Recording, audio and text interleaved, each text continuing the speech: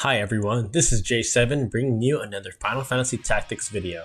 In this video, I'm going to talk about the best movement abilities in Final Fantasy Tactics with two honorable mentions.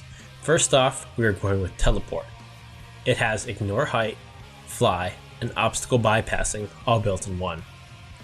It ignores height, terrain, and obstacles, but it also is much cheaper than Fly, being only 600 points versus 5,000 for Fly and 700 for Ignore Height. On any map involving a wall or a high cliff, Teleport gets around this. Teleport simply bypasses enemy units in your way as well. The main negative is that Teleport can be inconsistent if you're trying to be very gutsy with it and move much farther than your base movement stat.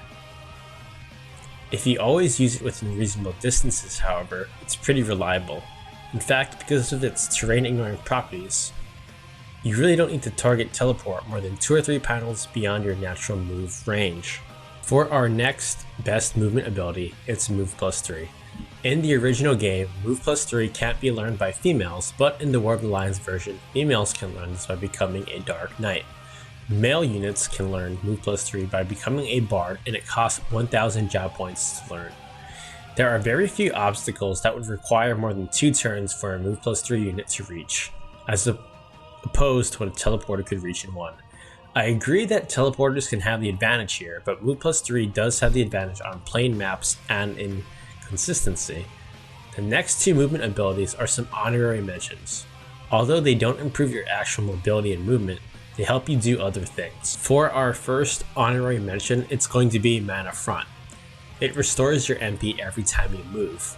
When you combine this with Mana Shield, you can become nearly invincible with High Brave. Every time you move each turn, you restore some MP, letting you take another hit regardless of the actual damage. You can learn this ability by becoming a Mystic and having 350 job points. Our last honorary mention is Treasure Hunter. This lets you find some of the best unique items in the game, from Escutcheon 2, Lordly Robe, and a few other unique items that you can only get once. Just make sure the character you put this ability on has a low Brave stat. The higher your Brave is, the chances of you getting a good item drastically go down.